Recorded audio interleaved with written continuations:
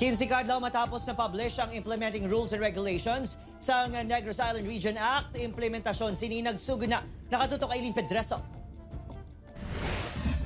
Natapos na ang pag-publish sa Implementing Rules and Regulations sa Negros Island Region akon NIR.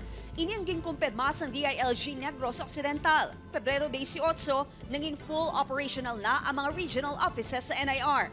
70% pa lang sunod sa DILG ang implementasyon sa mga regional offices. Kalabanan sa mga ini operational na. Bangod gin pahayag kulang sa pondo kag wala nalakip sa 2026 budget sa national government ang NIR, rason nga apektado ang pag-establisyar sa mga opisina sa Negros Occidental, Negros Oriental kag isla sang Siquijor. As we all know that the budget for NIR will really be included in the 2026 already. No? So as of now, we are still operating on the budget coming from Region 6 and the Region 7. Pila naman sa mga residente sa Bacolod City ang nagakabalaka na sa Dumaguete ipahamtang ang pila ka opisina sang gobyerno.